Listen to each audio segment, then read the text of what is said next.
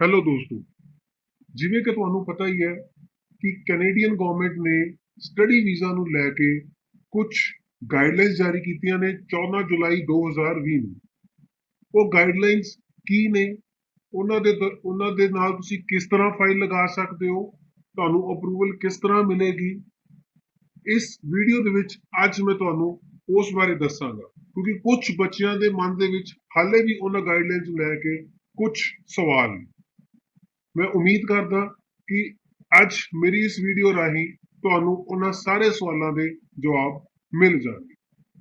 ਇਸੇ ਉਮੀਦ ਨੂੰ ਨਾਲ ਲੈ ਕੇ ਮੈਂ ਆਪਣੀ ਅੱਜ ਦੀ ਵੀਡੀਓ ਸ਼ੁਰੂ ਕਰਨ ਜਾ ਰਿਹਾ। ਕੀ ਨੇ ਨਵੀਆਂ ਗਾਈਡਲਾਈਨਸ? ਐਜ਼ ਪਰ ਦੀ ਨਿਊ ਗਾਈਡਲਾਈਨਸ, ਜਿਹੜੇ ਬੱਚੇ ਸਤੰਬਰ 20 ਇਨਟੇਕ ਦੇ ਵਿੱਚ ਜਾਣਾ ਚਾਹੁੰਦੇ ਨੇ, ਪੜ੍ਹਨਾ ਚਾਹੁੰਦੇ ਨੇ, ਉਹ ਬੱਚੇ ਆਪਣੀ ਐਪਲੀਕੇਸ਼ਨ ਸਿਰਫ ਤੇ ਸਿਰਫ ਆਨਲਾਈਨ ਮੋਡਿਊਲ ਦੇ ਨਾਲ 15 ਸਤੰਬਰ ਤੋਂ ਪਹਿਲਾਂ ਸਬਮਿਟ ਕਰ ਸਕਦੇ ਹੋ। ਜਿਨ੍ਹਾਂ ਬੱਚਿਆਂ ਦੀ ਐਪਲੀਕੇਸ਼ਨ 15 ਸਤੰਬਰ ਤੋਂ ਪਹਿਲਾਂ ਸਬਮਿਟ ਹੋ ਜਾਏਗੀ, ਉਹ ਬੱਚੇ ਸਤੰਬਰ 20 ਵਾਸਤੇ ਇਸ ਨਵੀਆਂ ਗਾਈਡਲਾਈਨਸ ਦੇ ਨਾਲ ਕੰਸੀਡਰ ਕੀਤੇ ਜਾਣਗੇ। ਜਿਨ੍ਹਾਂ ਬੱਚਿਆਂ ਦੀ ਐਪਲੀਕੇਸ਼ਨ 15 ਸਤੰਬਰ ਤੋਂ ਪਹਿਲਾਂ ਹਾਈ ਕਮਿਸ਼ਨ ਨੂੰ ਸਬਮਿਟ ਹੋ ਜਾਏਗੀ, ਉਹਨਾਂ ਬੱਚਿਆਂ ਦੀ ਐਪਲੀਕੇਸ਼ਨ ਪ੍ਰਾਇੋਰਟੀ ਬੇਸ ਤੇ ਪ੍ਰੋਸੈਸ ਹੋਏਗੀ ਔਰ ਉਹਨਾਂ ਦਾ ਜਿਹੜਾ ਡਿਸੀਜਨ ਹੋਏਗਾ ਉਹ ਦੋ ਸਟੇजेस ਦੇ ਵਿੱਚ ਆਏਗਾ। ਇੱਕ ਸਟੇਜ ਦੇ ਵਿੱਚ ਨਾ ਆ ਕੇ ਦੋ ਸਟੇजेस ਆਏਗਾ। ਇਹ ਦੋ ਸਟੇजेस ਦੇ ਵਿੱਚ ਕਿਉਂ ਆਏਗਾ? ਇਹ ਡਿਸੀਜਨ ਕੈਨੇਡੀਅਨ ਗਵਰਨਮੈਂਟ ਨੂੰ ਕਿਉਂ ਲੈਣਾ ਪਿਆ? ਕਿਉਂਕਿ ਕੋਵਿਡ-19 ਮਹਾਮਾਰੀ ਦੇ ਕਰਕੇ ਕੁਝ ਕੰਟਰੀਜ਼ ਦੇ ਵਿੱਚ ਮੈਡੀਕਲ ਨਹੀਂ ਹੋ ਰਹੇ, ਬਾਇਓਮੈਟ੍ਰਿਕ ਨਹੀਂ ਹੋ ਰਹੇ, ਆਈਲੈਟਸ ਦੇ ਪੇਪਰ ਨਹੀਂ ਹੋ ਰਹੇ। ਜੇ ਗੱਲ ਕਰੀਏ ਇੰਡੀਆ ਦੀ, ਤੇ ਇੰਡੀਆ ਦੇ ਵਿੱਚ ਮੈਡੀਕਲ ਤਾਂ ਹੋ ਰਹੇ ਹੈ, ਲੇਕਿਨ ਆਈਲੈਟਸ ਦੇ ਪੇਪਰ ਹਾਲੇ ਨਹੀਂ ਹੋ ਰਹੇ, ਬਾਇਓਮੈਟ੍ਰਿਕ ਨਹੀਂ ਹੋ ਰਹੇ, ਕਿਉਂਕਿ VFS ਸੈਂਟਰ ਬੰਦ ਨੇ। ਜਿਹੜੇ ਬੱਚਿਆਂ ਦੇ ਹਾਲੇ ਤੱਕ ਆਈਲੈਟਸ ਦੇ ਪੇਪਰ ਨਹੀਂ ਹੋਏ, ਮੈਡੀਕਲ ਨਹੀਂ ਹੋਏ ਜਾਂ ਬਾਇਓਮੈਟ੍ਰਿਕ ਨਹੀਂ ਹੋਏ, ਉਹ ਬੱਚੇ ਵੀ ਨਵੀਆਂ ਗਾਈਡਲਾਈਨਸ ਦੇ ਤਹਿਤ ਅਪਰੂਵਲ ਲਈ ਐਲੀਜੀਬਲ ਨੇ। ਜਿਨ੍ਹਾਂ ਬੱਚਿਆਂ ਨੂੰ ਅਪਰੂਵਲ ਮਿਲੇਗੀ, ਉਹ ਬੱਚੇ ਆਨਲਾਈਨ ਕਲਾਸਾਂ ਲਗਾ ਸਕਦੇ ਨੇ। ਸਤੰਬਰ ਇਨਟੇਕ ਦੀਆਂ ਕਲਾਸਾਂ ਆਨਲਾਈਨ ਲੱਗਣਗੀਆਂ। ਇਹ ਪਹਿਲਾਂ ਹੀ ਸਾਰੇ ਕਾਲਜ ਬੱਚਿਆਂ ਨੂੰ ਕਲੀਅਰ ਕਰ ਚੁੱਕੇ ਨੇ। ਮੈਂ ਦੁਬਾਰਾ ਕਲੀਅਰ ਕਰ ਦਿੰਦਾ ਕਿ ਸਤੰਬਰ ਇਨਟੇਕ ਦੀਆਂ ਕਲਾਸਾਂ ਆਨਲਾਈਨ ਹੀ ਲੱਗਣਗੀਆਂ ਔਰ ਹਰ ਬੱਚਾ ਜਿਹਨੂੰ ਅਪਰੂਵਲ ਮਿਲ ਜਾਏਗੀ, ਸਟੱਡੀ ਪਰਮਿਟ ਜਿਹਦਾ ਅਪਰੂਵ ਹੋ ਜਾਏਗਾ, ਉਹ up to 50% of their total program online ਕਲਾਸਾਂ ਲੈ ਸਕਦਾ ਹੈ ਆਪਣੇ ਘਰ ਵਿੱਚ ਬੈਠਾ, ਆਪਣੀ ਕੰਟਰੀ 'ਚ ਬੈਠਾ। Means he or she is eligible to take 50% of their total program while staying in their home country. I hope ਇਹ ਤਿੰਨ ਚਾਰ ਚੀਜ਼ਾਂ ਜੋ ਮੈਂ ਤੁਹਾਨੂੰ ਦੱਸੀਆਂ ਨੇ, ਇਹ ਸਾਰਿਆਂ ਨੂੰ ਕਲੀਅਰ ਹੋ ਗਈਆਂ ਨੇ। ਹੁਣ ਇਹ ਅਪਰੂਵਲ ਕਿਸ ਤਰ੍ਹਾਂ ਮਿਲੇਗੀ, ਉਸ ਵਾਸਤੇ ਸਾਨੂੰ ਕਿਹੜੇ ਡਾਕੂਮੈਂਟ ਚਾਹੀਦੇ ਨੇ ਤੇ ਕਿਸ ਤਰ੍ਹਾਂ ਅਸੀਂ ਐਪਲੀਕੇਸ਼ਨ ਲਗਾ ਸਕਦੇ ਹਾਂ ਤੇ ਅਪਰੂਵਲ ਸਾਨੂੰ ਕਿਸ ਤਰ੍ਹਾਂ ਮਿਲੇਗੀ। ਜਿਹੜੀ ਅਪਰੂਵਲ ਮਿਲੇਗੀ ਉਹ ਦੋ ਸਟੇजेस 'ਚ ਮਿਲੇਗੀ, ਸਟੇਜ 1 ਤੇ ਸਟੇਜ 2। ਪਹਿਲਾਂ ਮੈਂ ਤੁਹਾਨੂੰ ਦੱਸਦਾ ਸਟੇਜ 1 ਕੀ ਹੈ। ਸਟੇਜ 1 ਦੇ ਵਿੱਚ ਤੁਹਾਡੇ ਕੋਲ ਤੁਹਾਡੀ ਫੈਮਿਲੀ ਇਨਫੋਰਮੇਸ਼ਨ ਹੋਣੀ ਚਾਹੀਦੀ ਹੈ, ਤੁਹਾਡੇ ਕੋਲ ਤੁਹਾਡੇ ਅਕੈਡਮਿਕ ਡਾਕੂਮੈਂਟਸ ਜਿਹੜੇ ਨੇ ਉਹ ਕੰਪਲੀਟ ਹੋਣੇ ਚਾਹੀਦੇ ਨੇ। ਅਕੈਡਮਿਕ ਡਾਕੂਮੈਂਟਸ ਮਾਨੇ 10ਵੀਂ ਦਾ ਸਰਟੀਫਿਕੇਟ, 12ਵੀਂ ਦਾ ਸਰਟੀਫਿਕੇਟ, ਅਗਰ ਗ੍ਰੈਜੂਏਸ਼ਨ ਕੀਤੀ ਹੈ ਤੇ ਗ੍ਰੈਜੂਏਸ਼ਨ ਦੀ ਮਾਰਕਸ਼ੀਟ, ਡਿਗਰੀ, ਬੈਕਲੌਗ ਸਰਟੀਫਿਕੇਟ, ਅਗਰ ਪੋਸਟ ਗ੍ਰੈਜੂਏਸ਼ਨ ਕੀਤੀ ਹੈ ਤੇ ਪੋਸਟ ਗ੍ਰੈਜੂਏਸ਼ਨ ਦੀ ਡਿਗਰੀ, ਮਾਰਕਸ਼ੀਟ ਤੇ ਬੈਕਲੌਗ ਸਰਟੀਫਿਕੇਟ, ਇਹ ਸਾਰੇ ਡਾਕੂਮੈਂਟ ਤਿਆਰ ਹੋਣੇ ਚਾਹੀਦੇ ਨੇ। ਇਸ ਤੋਂ ਇਲਾਵਾ ਫਾਈਨੈਂਸ਼ੀਅਲ ਡਾਕੂਮੈਂਟਸ ਦੇ ਵਿੱਚ ਕੀ ਹੋਣਾ ਚਾਹੀਦਾ? ਤੁਹਾਡੇ ਪੇਰੈਂਟਸ ਦੀ income tax return, CA report, income ਦਾ ਸਰਟੀਫਿਕੇਟ, ਅਗਰ ਐਗਰੀਕਲਚਰ ਹੈ ਤਾਂ ਜੇ ਫਾਰਮ, ਸੀਏ ਰਿਪੋਰਟ, ਇਹ ਸਾਰੇ ਡਾਕੂਮੈਂਟ ਤੁਹਾਡੇ ਤਿਆਰ ਹੋਣੇ ਚਾਹੀਦੇ ਨੇ। ਦੋ ਤਰ੍ਹਾਂ ਦੀ ਐਪਲੀਕੇਸ਼ਨ ਲੱਗਦੀ ਹੈ, ਇੱਕ SDS ਹੁੰਦੀ ਹੈ, ਇੱਕ ਨਾਨ SDS ਹੁੰਦੀ ਹੈ। SDS ਦੇ ਅੰਡਰ ਸੀਏ ਰਿਪੋਰਟ ਦੀ ਜ਼ਰੂਰਤ ਨਹੀਂ ਹੈ, ਲੇਕਿਨ ਨਾਨ SDS ਦੇ ਅੰਡਰ ਸੀਏ ਰਿਪੋਰਟ ਦੀ ਜ਼ਰੂਰਤ ਹੈ। ਐਸਡੀਐਸ ਤੇ ਨਾਨ ਐਸਡੀਐਸ ਐਪਲੀਕੇਸ਼ਨ ਕੀ ਹੈ? ਅਗਰ ਤੁਹਾਡੇ ਆਈਲੈਟਸ ਦੇ ਵਿੱਚ ਹਰ ਮੋਡਿਊਲ ਦੇ ਵਿੱਚੋਂ 6 ਜਾਂ 6 ਤੋਂ ਉੱਪਰ ਬੈਂਡ ਨੇ ਤਾਂ ਤੁਹਾਡੀ ਐਪਲੀਕੇਸ਼ਨ ਐਸਡੀਐਸ ਕੰਸੀਡਰ ਹੋਏਗੀ। ਜੇ ਕਿਸੇ ਇੱਕ ਮੋਡਿਊਲ ਦੇ ਵਿੱਚੋਂ ਤੁਹਾਡੇ 5.5 ਬੈਂਡ ਨੇ, ਮਾਨੇ 6 ਤੋਂ ਘੱਟ ਬੈਂਡ ਨੇ, ਤੇ ਨਾਨ ਐਸਡੀਐਸ ਕੰਸੀਡਰ ਹੋਏਗੀ। ਠੀਕ ਹੈ ਜੀ। ਇਸ ਤੋਂ ਇਲਾਵਾ ਤੁਹਾਡੇ ਕੋਲ ਐਕਸੈਪਟੈਂਸ ਲੈਟਰ ਹੋਣੀ ਚਾਹੀਦੀ ਹੈ। Acceptance letter designated learning institute ਦੀ ਐਕਸੈਪਟੈਂਸ ਲੈਟਰ ਤੁਹਾਡੇ ਕੋਲ ਹੋਣੀ ਚਾਹੀਦੀ ਹੈ। ਕਿਸੇ ਵੀ ਕਾਲਜ ਜਾਂ ਯੂਨੀਵਰਸਿਟੀ ਦੀ ਤੁਹਾਡੇ ਕੋਲ ਆਫਰ ਲੈਟਰ ਕਮ ਐਕਸੈਪਟੈਂਸ ਲੈਟਰ ਹੋਣੀ ਚਾਹੀਦੀ ਹੈ ਤੇ ਫੀ ਰਿਸਿਪਟ 1 ਸਾਲ ਦੀ ਫੀਸ ਭਰਨ ਤੋਂ ਬਾਅਦ ਉਹਦੀ ਫੀ ਰਿਸਿਪਟ ਤੁਹਾਡੇ ਕੋਲ ਹੋਣੀ ਚਾਹੀਦੀ ਹੈ। GIC ਸਰਟੀਫਿਕੇਟ ਤੁਹਾਡੇ ਕੋਲ ਹੋਣਾ ਚਾਹੀਦਾ ਹੈ। GIC ਸਰਟੀਫਿਕੇਟ ਕੀ ਹੈ? GIC certificate is guaranteed investment certificate. ਇਹ ਇੱਕ ਮੈਂਡੇਟਰੀ ਡਾਕੂਮੈਂਟ ਹੈ ਕੈਨੇਡਾ ਦਾ ਵੀਜ਼ਾ ਅਪਲਾਈ ਕਰਨ ਲਈ। ਇਹ ਸਰਟੀਫਿਕੇਟ ਤੁਹਾਨੂੰ ਕੈਨੇਡੀਅਨ ਬੈਂਕ ਤੋਂ ਮਿਲਦਾ ਹੈ, ਜਿਸ ਤਰ੍ਹਾਂ ਕਿ Scotia bank, ICICI bank, CIBC bank ਤੇ ਹੋਰ ਵੀ ਕਈ ਬੈਂਕ ਜਿਹੜੇ GIC ਸਰਟੀਫਿਕੇਟ ਇਸ਼ੂ ਕਰਦੇ ਨੇ। ਤੁਹਾਨੂੰ ਉਹਨਾਂ ਨੂੰ 10,000 ਕੈਨੇਡੀਅਨ ਡਾਲਰ ਦਾ ਡਿਪੋਜ਼ਿਟ ਦੇਣਾ ਹੁੰਦਾ ਹੈ। ਉਸ ਤੋਂ ਬਾਅਦ ਉਹ ਤੁਹਾਨੂੰ ਇੱਕ ਸਰਟੀਫਿਕੇਟ ਇਸ਼ੂ ਕਰਦੇ ਆ ਕਿ ਤੁਹਾਡਾ ਡਿਪੋਜ਼ਿਟ ਸਾਡੇ ਕੋਲ ਆ ਗਿਆ। ਉਹ ਸਰਟੀਫਿਕੇਟ ਤੁਸੀਂ ਆਪਣੀ ਫਾਈਲ ਦੇ ਵਿੱਚ ਲਗਾਉਣਾ ਹੁੰਦਾ। ਤੇ ਇੱਕ ਫੋਟੋਗ੍ਰਾਫ ਹੋਣੀ ਚਾਹੀਦੀ ਹੈ ਤੁਹਾਡੇ ਕੋਲ ਐਸ ਪਰ ਸਪੈਸੀਫਿਕੇਸ਼ਨ। 2x2 ਦਾ ਸਾਈਜ਼ ਹੋਣਾ ਚਾਹੀਦਾ, 80% ਫੇਸ ਹੋਣਾ ਚਾਹੀਦਾ। ਅਗਰ ਇਹ ਡਾਕੂਮੈਂਟ ਤੁਹਾਡੇ ਕੋਲ ਤਿਆਰ ਨੇ ਤੇ ਤੁਸੀਂ ਸਟੇਜ 1 ਅਪਰੂਵਲ ਵਾਸਤੇ ਰੈਡੀ ਹੋ। ਮੀਨਸ ਕਿ ਤੁਹਾਡੀ ਐਪਲੀਕੇਸ਼ਨ ਸਟੇਜ 1 ਅਪਰੂਵਲ ਵਾਸਤੇ ਕੰਸੀਡਰ ਕੀਤੀ ਜਾਏਗੀ। ਜੇ ਤੁਹਾਡੇ ਕੋਲ ਆਈਲੈਟਸ ਦਾ ਸਕੋਰ ਕਾਰਡ ਹੈ, ਬਹੁਤ ਵਧੀਆ ਗੱਲ ਹੈ। ਅਗਰ ਨਹੀਂ ਹੈ ਤਾਂ ਵੀ ਕੋਈ ਗੱਲ ਨਹੀਂ, ਸਟੇਜ 1 ਅਪਰੂਵਲ ਵਾਸਤੇ ਤੁਸੀਂ ਐਲੀਜੀਬਲ ਹੋ ਜਾਓਗੇ। ਹੁਣ ਤੁਸੀਂ ਦੋਸਤੋ ਆਪਣੀ ਐਪਲੀਕੇਸ਼ਨ ਲਗਾਉਣ ਲਈ ਬਿਲਕੁਲ ਰੈਡੀ। ਹੁਣ ਤੁਸੀਂ ਆਨਲਾਈਨ CIC ਦੀ ਵੈਬਸਾਈਟ ਤੇ ਜਾ ਕੇ ਆਪਣਾ ਲੌਗਇਨ ID ਪਾਸਵਰਡ ਕ੍ਰੀਏਟ ਕਰਕੇ ਜਾਂ ਆਪਣੇ ਏਜੰਟ ਦੇ ਥਰੂ, ਜਿਨ੍ਹਾਂ ਦੇ ਥਰੂ ਵੀ ਤੁਸੀਂ ਫਾਈਲ ਲਗਵਾ ਰਹੇ ਹੋ, ਤੁਸੀਂ ਆਪਣੀ ਫਾਈਲ ਲਗਵਾ ਸਕਦੇ ਹੋ।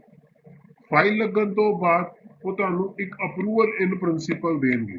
ਅਗਰ ਤੁਹਾਡੇ ਸਾਰੇ ਡਾਕੂਮੈਂਟ ਇਨ ਆਰਡਰ ਨੇ, ਜੋ ਡਾਕੂਮੈਂਟ ਮੈਂ ਤੁਹਾਨੂੰ ਬੋਲੇ ਆ, ਜੋ ਤੁਹਾਡੀ ਸਕਰੀਨ ਤੇ ਸਾਹਮਣੇ ਡਿਸਪਲੇ ਹੋ ਰਹੇ ਆ, ਅਗਰ ਇਹ ਡਾਕੂਮੈਂਟ ਤੁਹਾਡੇ ਇਨ ਆਰਡਰ ਨੇ ਤੇ ਤੁਹਾਨੂੰ ਅਪਰੂਵਲ ਇਨ ਪ੍ਰਿੰਸੀਪਲ ਮਿਲ ਜਾਏਗੀ। ਅਪਰੂਵਲ ਇਨ ਪ੍ਰਿੰਸੀਪਲ ਮਿਲਣ ਦਾ ਮਤਲਬ ਇਹ ਹੈ ਕਿ ਤੁਸੀਂ ਆਨਲਾਈਨ ਕਲਾਸਿਸ ਲਗਾਉਣ ਲਈ ਐਲੀਜੀਬਲ ਹੋ ਜਾਂਦੇ ਹੋ। ਅਪਰੂਵਲ ਇਨ ਪ੍ਰਿੰਸੀਪਲ ਦਿਖਾ ਕੇ ਕਾਲਜ ਤੁਹਾਨੂੰ ਆਨਲਾਈਨ ਕਲਾਸਿਸ ਲਗਾਉਣ ਲਈ ਅਲਾਉ ਕਰ ਦੇਗਾ, ਜਿੱਥੇ ਤੁਸੀਂ ਘਰ ਬੈਠੇ ਆਪਣੀ ਹੋਮ ਕੰਟਰੀ ਦੇ ਵਿੱਚ ਬੈਠੇ ਤੁਸੀਂ ਕਲਾਸਾਂ ਲਗਾ ਸਕਦੇ ਹੋ ਤੇ ਆਪਣਾ ਕੋਰਸ ਦਾ ਕੁਝ ਪਾਰਟ, ਜਦੋਂ ਤੱਕ ਹਾਲਾਤ ਠੀਕ ਨਹੀਂ ਹੋ ਜਾਂਦੇ, ਟਰੈਵਲ ਰਿਸਟ੍ਰਿਕਸ਼ਨਸ ਰਿਮੂਵ ਨਹੀਂ ਹੋ ਜਾਂਦੀਆਂ, ਉਦੋਂ ਤੱਕ ਤੁਸੀਂ ਆਪਣੇ ਘਰ ਬੈਠੇ ਆਪਣਾ ਕੋਰਸ ਕਰ ਸਕਦੇ ਹੋ। ਹੁਣ ਸਟੇਜ 2 ਅਪਰੂਵਲ। ਸਟੇਜ 2 ਅਪਰੂਵਲ ਉਦੋਂ ਹੀ ਹੋਏਗੀ ਜਦੋਂ ਤੁਸੀਂ ਆਪਣਾ ਲੈਂਗੁਏਜ ਪ੍ਰੋਫੀਸ਼ੀਐਂਸੀ ਟੈਸਟ ਮੀਨਸ ਕਿ ਆਈਲੈਟਸ ਸਬਮਿਟ ਕਰ ਦਿਓ। ਅੱਜ ਕੱਲ ਡੁਲਿੰਗੋ ਟੈਸਟ ਜਿਹੜਾ ਹੈ ਉਹ ਬਹੁਤ ਫੇਮਸ ਹੋਇਆ। ਬੱਚੇ ਡੁਲਿੰਗੋ ਟੈਸਟ ਦੇ ਰਹੇ ਹੈ ਔਰ ਕਾਫੀ ਏਜੰਟ ਵੀ ਡੁਲਿੰਗੋ ਟੈਸਟ ਨੂੰ ਪ੍ਰਮੋਟ ਕਰ ਰਹੇ ਆ ਔਰ ਡੁਲਿੰਗੋ ਟੈਸਟ ਦੇ ਬੇਸ ਤੇ ਬੱਚਿਆਂ ਨੂੰ ਆਫਰ ਲੈਟਰਸ ਜਾਂ ਐਕਸੈਪਟੈਂਸ ਲੈਟਰ ਮੰਗਵਾ ਕੇ ਦੇ ਰਹੇ। ਤੇ ਦੂਸਰਾ ਟੈਸਟ ਹੈ PTE। PTE ਦੇ ਬੇਸ ਤੇ ਵੀ ਕਾਫੀ ਏਜੰਟ ਬੱਚਿਆਂ ਨੂੰ ਫੋਰਸ ਕਰ ਰਹੇ ਆ ਕਿ ਤੁਸੀਂ ਆਪਣੀ ਫਾਈਲ ਲਗਾਓ, ਤੁਹਾਡੀ ਫਾਈਲ ਲੱਗ ਸਕਦੀ ਹੈ। ਦੋਸਤੋ, ਅਗਰ ਤੁਸੀਂ ਡੁਲਿੰਗੋ ਦੇ ਬੇਸ ਤੇ ਜਾਂ PTE ਦੇ ਬੇਸ ਤੇ ਆਪਣੀ ਫਾਈਲ ਲਗਾਉਂਦੇ ਹੋ, ਇੱਕ ਚੀਜ਼ ਧਿਆਨ ਰੱਖੋ, ਉਹ ਨਾਨ SDS ਫਾਈਲ ਕੰਸੀਡਰ ਹੋਏਗੀ, SDS ਫਾਈਲ ਕੰਸੀਡਰ ਨਹੀਂ ਹੋਏਗੀ। SDS ਫਾਈਲ ਤੁਹਾਡੀ ਤਾਂ ਹੀ ਕੰਸੀਡਰ ਹੋਏਗੀ ਜੇ ਤੁਸੀਂ ਆਈਲੈਟਸ ਦੇ ਬੇਸ ਤੇ ਆਪਣੀ ਫਾਈਲ ਲਗਾਓਗੇ ਔਰ ਹਰ ਮੋਡਿਊਲ 'ਚ ਤੁਹਾਡੇ 6 ਜਾਂ 6 ਤੋਂ ਉੱਪਰ ਬੈਂਡ ਸਕੋਰ ਹੋਣਗੇ। ਦੂਸਰੀ ਚੀਜ਼, ਪ੍ਰੂਫ ਆਫ ਮੈਡੀਕਲ ਐਗਜ਼ਾਮੀਨੇਸ਼ਨ। ਤੁਹਾਡਾ ਮੈਡੀਕਲ ਕਲੀਅਰ ਹੋਣਾ ਬਹੁਤ ਜ਼ਰੂਰੀ ਹੈ। ਸਟੇਜ 2 ਦੀ ਅਪਰੂਵਲ ਲਈ ਤੁਹਾਡਾ ਮੈਡੀਕਲ ਕਲੀਅਰ ਹੋਣਾ ਬਹੁਤ ਜ਼ਰੂਰੀ ਹੈ। ਜਦੋਂ ਤੱਕ ਤੁਹਾਡਾ ਮੈਡੀਕਲ ਕਲੀਅਰ ਨਹੀਂ ਹੁੰਦਾ, ਤੁਹਾਨੂੰ ਸਟੇਜ 2 ਅਪਰੂਵਲ ਨਹੀਂ ਮਿਲ ਸਕਦੀ। ਤੀਸਰੀ ਚੀਜ਼ ਹੈ ਬਾਇਓਮੈਟ੍ਰਿਕ। ਤੁਹਾਨੂੰ ਪਤਾ ਹੈ ਇੰਡੀਆ ਦੇ ਵਿੱਚ ਫਿਲਹਾਲ VFS ਗਲੋਬਲ ਸਰਵਿਸ ਪ੍ਰੋਵਾਈਡ ਨਹੀਂ ਕਰ ਰਿਹਾ। VFS ਗਲੋਬਲ ਤੋਂ ਮੇਰਾ ਮਤਲਬ ਕੈਨੇਡੀਅਨ VFS ਗਲੋਬਲ। UK ਦਾ VFS ਗਲੋਬਲ ਆਪਰੇਸ਼ਨਲ ਹੈ, ਪਰ ਕੈਨੇਡੀਅਨ VFS ਗਲੋਬਲ ਹਾਲੇ ਆਪਰੇਸ਼ਨਲ ਨਹੀਂ ਹੋਇਆ। ਉਹਨਾਂ ਨੇ ਮੇਬੀ 30 ਸਤੰਬਰ ਤੱਕ ਆਪਣੀ ਜਿਹੜੀ ਵਰਕਿੰਗ ਹੈ ਸਸਪੈਂਡ ਕਰ ਦਿੱਤੀ ਹੋਈ ਹੈ। 30 ਸਤੰਬਰ ਤੱਕ ਕੋਈ ਵੀ ਪੇਪਰ ਬੇਸਡ ਐਪਲੀਕੇਸ਼ਨ ਉਹਨਾਂ ਨੇ ਐਕਸੈਪਟ ਨਹੀਂ ਕਰਨੀ। ਸੋ VFS ਗਲੋਬਲ ਵਰਕਿੰਗ 'ਚ ਨਹੀਂ ਹੈ। ਸੋ ਉਹਦੇ ਵਰਕਿੰਗ 'ਚ ਨਾ ਹੋਣ ਕਰਕੇ ਬਾਇਓਮੈਟ੍ਰਿਕ ਜਿਹੜੇ ਹੈ ਉਹ ਬੱਚੇ ਨਹੀਂ ਕਰਾ ਪਾ ਰਹੇ। ਪਰ ਬਿਨਾਂ ਬਾਇਓਮੈਟ੍ਰਿਕ ਤੋਂ ਸਟੇਜ 2 ਅਪਰੂਵਲ ਤੁਹਾਨੂੰ ਨਹੀਂ ਮਿਲੇਗੀ। ਜਦੋਂ ਤੱਕ ਤੁਹਾਡੇ ਬਾਇਓਮੈਟ੍ਰਿਕ ਨਹੀਂ ਹੋ ਜਾਂਦੇ ਤੁਹਾਨੂੰ ਸਟੇਜ 2 ਅਪਰੂਵਲ ਨਹੀਂ ਮਿਲ ਪਾਏਗੀ। ਜਦੋਂ ਇਹ ਤਿੰਨੋਂ ਚੀਜ਼ਾਂ ਤੁਹਾਡੀਆਂ ਕੰਪਲੀਟ ਹੋ ਜਾਂਦੀਆਂ ਨੇ ਤੁਸੀਂ stage 2 approval means final approval passport submission request ਵਾਸਤੇ ਐਲੀਜੀਬਲ ਹੋ ਜਾਓ। ਜਦੋਂ ਇਹ ਤਿੰਨੋਂ ਡਾਕੂਮੈਂਟ ਤੁਸੀਂ ਸਬਮਿਟ ਕਰ ਦੋਗੇ, ਅਗਰ ਇਹ ਡਾਕੂਮੈਂਟ ਤੁਹਾਡੇ ਕੋਲ ਸਟੇਜ 1 ਐਪਲੀਕੇਸ਼ਨ ਲਗਾਉਣ ਲਈ ਰੈਡੀ ਨੇ, ਤੁਹਾਡੇ ਬਾਇਓਮੈਟ੍ਰਿਕ ਹੋ ਚੁੱਕੇ ਹੈ, ਮੈਡੀਕਲ ਹੋ ਚੁੱਕਾ ਹੈ, ਆਈਲੈਟਸ ਦਾ ਪੇਪਰ ਤੁਹਾਡਾ ਹੋ ਚੁੱਕਾ ਹੈ, ਦੈਨ ਤੁਸੀਂ ਡਾਇਰੈਕਟ ਸਟੇਜ 2 ਅਪਰੂਵਲ ਲਈ ਐਲੀਜੀਬਲ ਹੋ ਜਾਂਦੇ ਹੋ। ਫਿਰ ਸਟੇਜ 1 ਸਟੇਜ 2 ਵਾਲਾ ਕਨਸੈਪਟ ਤੁਹਾਡੇ ਲਈ ਨਹੀਂ ਹੈ। ਸਟੇਜ 1 ਸਟੇਜ 2 ਵਾਲਾ ਕਨਸੈਪਟ ਸਿਰਫ ਉਹਨਾਂ ਬੱਚਿਆਂ ਵਾਸਤੇ ਹੈ ਜਿਨ੍ਹਾਂ ਬੱਚਿਆਂ ਦੀ ਫਾਈਲ ਲੱਗ ਚੁੱਕੀ ਹੈ ਜਾਂ ਜਿਨ੍ਹਾਂ ਬੱਚਿਆਂ ਨੇ ਹਾਲੇ ਫਰੈਸ਼ ਫਾਈਲ ਲਗਾਉਣੀ ਹੈ ਔਰ ਉਹਨਾਂ ਦੇ ਬਾਇਓਮੈਟ੍ਰਿਕ ਮੈਡੀਕਲ ਜਾਂ ਆਈਲੈਟਸ ਦੇ ਪੇਪਰ ਨਹੀਂ ਹੋ। ਮੈਡੀਕਲ ਇੰਡੀਆ ਦੇ ਵਿੱਚ ਚੱਲ ਰਹੇ ਨੇ, ਹੋ ਰਹੇ ਨੇ, ਬੁੱਕ ਹੋ ਰਹੇ ਨੇ, ਤੁਸੀਂ ਕਰਾ ਸਕਦੇ ਹੋ। ਆਈਲੈਟਸ ਦੇ ਪੇਪਰ ਹਾਲੇ ਇੰਡੀਆ 'ਚ ਨਹੀਂ ਹੋ ਰਹੇ, ਬਾਇਓਮੈਟ੍ਰਿਕ ਇੰਡੀਆ 'ਚ ਨਹੀਂ ਹੋ ਰਹੇ। ਸੋ ਜਿਨ੍ਹਾਂ ਬੱਚਿਆਂ ਨੇ ਹਾਲੇ ਆਈਲੈਟਸ ਦੇ ਪੇਪਰ ਨਹੀਂ ਦਿੱਤੇ ਜਾਂ ਬਾਇਓਮੈਟ੍ਰਿਕ ਨਹੀਂ ਹੋ ਰਹੇ, ਉਹ ਬੱਚੇ ਜਿਹੜੇ ਫਰੈਸ਼ ਫਾਈਲ ਲਗਾਉਣਗੇ, ਜਿਨ੍ਹਾਂ ਦੀ ਪੁਰਾਣੀ ਕੋਈ ਰਿਫਿਊਜ਼ਲ ਨਹੀਂ ਹੈ, ਉਹ ਬੱਚੇ ਸਟੇਜ 2 ਅਪਰੂਵਲ ਡਾਇਰੈਕਟ ਲਈ ਐਲੀਜੀਬਲ ਨਹੀਂ ਹੋਣਗੇ। ਉਹ ਬੱਚੇ ਸਟੇਜ 1 ਅਪਰੂਵਲ ਵਾਸਤੇ ਐਲੀਜੀਬਲ ਹੋਣਗੇ ਜਿਨ੍ਹਾਂ ਦੇ ਹਾਲੇ ਆਈਲੈਟਸ ਦੇ ਪੇਪਰ ਨਹੀਂ ਹੋਏ ਜਾਂ ਜਿਨ੍ਹਾਂ ਦੇ ਬਾਇਓਮੈਟ੍ਰਿਕ ਹਾਲੇ ਨਹੀਂ ਹੋ ਸਕਦੇ। ਉਹਨਾਂ ਨੂੰ ਸਟੇਜ 1 ਅਪਰੂਵਲ ਮਿਲੇਗੀ ਔਰ ਜਿਨ੍ਹਾਂ ਦੇ ਬਾਇਓਮੈਟ੍ਰਿਕ ਹੋ ਚੁੱਕੇ ਨੇ, ਮੈਡੀਕਲ ਹੋ ਚੁੱਕਾ ਹੈ, ਆਈਲੈਟਸ ਦਾ ਪੇਪਰ ਦਿੱਤਾ ਹੋਇਆ ਹੈ, ਠੀਕ ਹੈ, ਉਹਨਾਂ ਬੱਚਿਆਂ ਦੀ ਸਿੱਧੀ ਸਟੇਜ 2 ਅਪਰੂਵਲ ਹੀ ਆਏਗੀ, ਫਾਈਨਲ ਅਪਰੂਵਲ ਹੀ ਆਏਗੀ।